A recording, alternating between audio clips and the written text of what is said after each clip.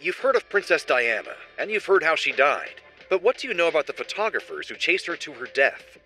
The eternal struggle between celebrities and paparazzi hit its lowest point on August 31st, 1997. Princess Diana, a controversial figure since her divorce from Prince Charles. শহরটা ছিল Rome, ইটলিতে। একটি লোক ছিল পাগলের মতো ঘুরে বেড়াতো সারাদিন, 20 ঘন্টা 22 ঘন্টা ধরে কাজ করতো। কি করতো জানে? মেয়েদের পেছন পেছন ঘুরতো। যে সে মেয়ে নয়, celebrity.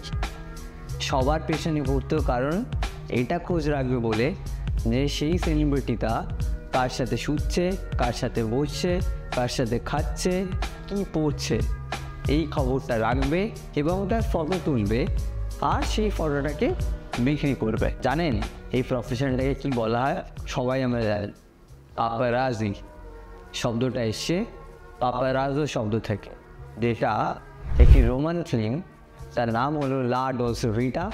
Protetta da una società organizzata in cui tutto sia previsto, tutto perfetto. রোলটা প্লে করেছেন মার্সিলো বলে অদ্ভুত একটি ক্যারেক্টার ছিল, সারাদিন দৌড়ে বেড়াতো ফটো তুলবে বলে। ভাবলেও অবাক লাগে যে সেই সময় 1970-এর সময় এইসব জিনিস হচ্ছে, ভাবা যায় না। আজকে আমরা ফোন খুললেই ইনস্টাগ্রামে দেখি যে আজকে কোনো ইনস্টাগ্রাম ইনফ্লুয়েন্সার আজকে হঠাৎ করে উদয় হয়েছে, শো অফ করছে আর কি, যেটা আমরা দেখে ইন্টারেস্ট পাচ্ছি। সে কোথায় যাচ্ছে, কি খাচ্ছে, আমরা সেটা দেখছি। ভাবলে এখন খুব নর্মাল লাগে, বাট সেই সময় যদি আমরা দেখি 1970, আপনি ভাবুন সেই সময় আপনি পাগলের মতো দৌড়াচ্ছেন এই ফটোগুলো কালেক্ট করবেন বলে। এখনের মধ্যে এত ইজিলি অ্যাক্সেসেবল ছিল না এই ডেটাগুলো। ইনস্টাগ্রাম আছে, ফেসবুক আছে, ইউটিউব আছে, কত কি আছে, যেখানে আপনি আমাকেও আজকে দেখছেন। তো বিষয়টা ভাবলে এরকম লাগে। তো আমি আগে একটা জিনিস নিয়ে কথা বলতে চাই, সেটা হচ্ছে ইনস্টাগ্রাম ইনফ্লুয়েন্সার। তো এই পাপারাজিরা করেটা কি, আর এই ফেক দুনিয়া যারা ইনস্টাগ্রাম করে, এদের ফেক দুনিয়াটা আমাদের যেটা দেখানো হয় সেটা আদেও কতটা সত্যি হয়, বা যারা এই লাইফটা লিড করে তাদের এই লাইফটা কতটা সত্যি হয়। আমরা তো এখানে বসে আছি, ইনস্টাগ্রাম দেখছি, স্ক্রোল করছি, আমরা ভাবছি যে ও কতটা ভালো আছে, কতটা হ্যাপি আছে, এই কতটা ভালো গ্রো করছে, সেলিব্রিটি হয়ে গেছে রাতারাতি। বাট এটা ভাবছি না যে সত্যি কেউ ভালো আছে বা আমি কি সত্যি খারাপ আছি। বাট এই রাস্তায় আমি আজকে বার করবো যে how it's works,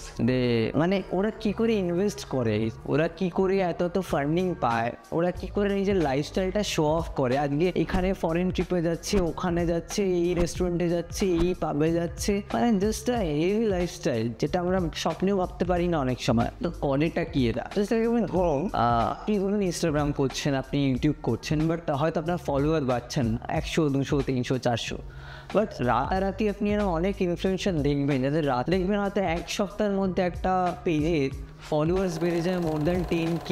how that can be possible? কখনো ভেবে দেখেছেন? আমি বলি শুনুন, এটা করে এই ফটোগ্রাফারগুলো, যাদেরকে আমরা আজকের দিনে দাঁড়িয়ে পাপারাজি বলছি, যারা আমার আপনার মতো যারা মনে করি যে ইনস্টাগ্রাম ইনফ্লুয়েন্সার হব, বা যারা অলরেডি ইনস্টাগ্রাম ইনফ্লুয়েন্সার আছে, just like Urfi, I need to say, but I also somehow উর্ফিকে আমি উর্ফির পেজ ফলো করতাম একটা টাইমে।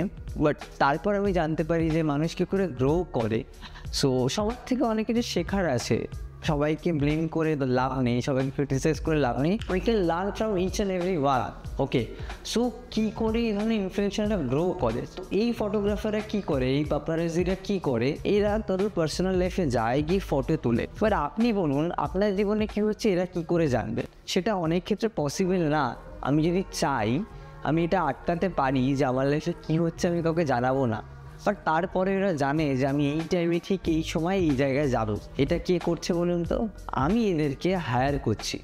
আজকে ধরুন আমি বা আপনি সাধারণ মানুষ, আমরা ইনস্টাগ্রাম ইনফ্লুয়েন্সার হতে চাই। আমরা কোনো পিআর এজেন্সি ধরবো, তাদেরকে পে করবো, তাদেরকে টাইমিংও বলে দেবো যে এই টাইমে ভাই তুমি এই সময় চলে এসো, তুমি দেখতে পাবে যে আমি এই অবস্থায় আছি, ফটোটা তোলো, তাই কোনো পিআর এজেন্সিকে সেল করে দাও। ওকে, আর এই পুরো প্রসেসটার জন্য I will pay you a hefty amount. আর এই পিআর এজেন্সিগুলো কী করে, আপনাকে বা আমাকে, আমরা যারা ইনস্টাগ্রাম ইনফ্লুয়েন্সার হতে চাইছি বা কোনো রাতারাতি কোনো সেলিব্রিটি হতে চাইছি, তাদেরকে কি করছি, ROI দেখাচ্ছি। What is ROI? Return on investment. যে আমি একটা পিআর এজেন্সিকে কত টাকা দেবো আর সে তার এগেনস্টে আমায় কতটা রিটার্ন দেবে as an follower base or fan base. এটা খুব ইন্টারেস্টিং লাগলো শুনতে, বাট এইভাবেই এরা কাজ করে। আপনি জানেন প্রিন্স ডায়ানার কথা আমরা সবাই শুনেছি, ব্রিটেনে কার অ্যাক্সিডেন্ট হয়েছিল, এর পেছনে দায়ী কে জানেন? একজন পাপারাজি ফটোগ্রাফার। সে গাড়িটাকে ফলো করছিল, চেস করছিল, অ্যান্ড সামহাউ গাড়িটা ক্রাশ করে, অ্যাক্সিডেন্ট করে, অ্যান্ড প্রিন্স ডায়না মারা যায়। এটা একটা হিস্ট্রি, আমরা সবাই জানি। এই কারণে অনেকে personal life hamper just like Alia Bhatt. একটা ফটো বেরিয়েছিল মাঝখানে যেখানে আলিয়া ভাটের প্রাইভেট বেডরুমের আর কি ফটো দেখতে পাওয়া যায়। তো ভাবলেও খুব অদ্ভুত লাগে। আমরা হয়তো ভাবি যে আমাদের অ্যাটেনশন দরকার, মানে কেউ আমাদের প্রায়োরিটি দিচ্ছে না, আমরা তো সেলিব্রিটি নয়, আমাদের ইনস্টাগ্রামে অত ফলোয়ার্স নেই, বাট আমাদের একটা খুব বোরিং লাগে। বাট আমরা কখনো এটা দেখিনি বা এটা কখনো ভাবিনি যে একটা মানুষ সারাদিন কাজ করছে, তারও একটা প্রাইভেট ব্যক্তিগত জীবন থাকতে পারে। আপনি ধরুন কাজ করার পরও কেউ আপনার পিছন ফলো করছে, করার পর আপনার জীবনে ইন্টারফেয়ার করার চেষ্টা করছে, সেটা নিয়ে হাইপ তৈরি করছে, সেটা নিয়ে ফেক নিউজ তৈরি করছে। আপনার কতটা বিরক্ত লাগবে। আপনি চাইলেও কাউকে বলতে পারবেন না যে আমি তোমাকে ভালোবাসি, আপনি চাইলেও কারোর সাথে নিশ্চিন্তে খেতে পারবেন না, কারণ আপনি জানবেন যে কেউ আপনাকে ফলো করছে, ফলো করে সেই নিউজটাকে সেল করছে, করে আপনার এগেইনস্টে কনস্পিরেসি তৈরি করছে। সো স্ট্রেঞ্জ লাগে, খুব বাজে জিনিস লাগে। বাট এইভাবে এটার অ্যাডভান্টেজ নিয়ে অনেক সেলিব্রিটি আছে যারা এইভাবে নিজেদের প্রোফাইল তৈরি করেছে, গ্রো করেছে, কাজ করছে, আর ইন ফিউচার করবেও। আবার এরকম অনেক সেলিব্রিটি আছে যারা এগুলো থেকে অনেক দূরে থাকে, এগুলোর মধ্যে কেউ ইন্টারফেয়ার করতে চায় না, ইভেন অনেক হার্শ বিহেভিয়ার করে এই পাপারাজি ফটোগ্রাফারদের সাথে যখন এরা পেছন ঘুরে বেড়ায়। জাস্ট লাইক আমরা সবাই জানি যে সাইফ আলি খান আছে, আর করিনা কাপুর আছে, এরা এইসব নিয়ে ইন্টারেস্টেড না, মানে এরা একদমই চায় না যে আমার ব্যক্তিগত জীবনে কেউ ইন্টারফেয়ার করুক।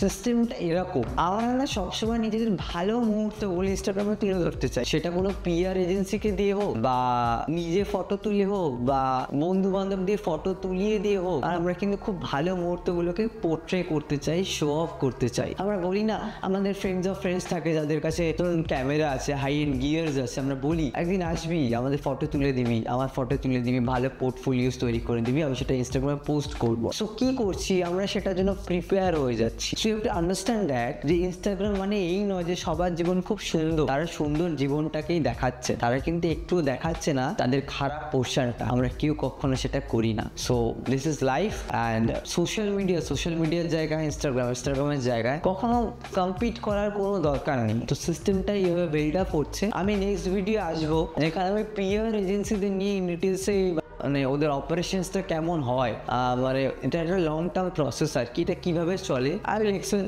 It on that particular video. So আজকের জন্য এটুকুই, signing off. Please do subscribe, please do comments, and please do like the video. Share অবশ্যই করবেন, আপনি না মোটিভেট করলে আমি কিন্তু পারবো না নেক্সট ভিডিও তৈরি করতে। So please do subscribe and like, শেয়ারও করবেন। ফ্যামিলি গ্রুপ আছে তো। Thank you, signing off, bye bye.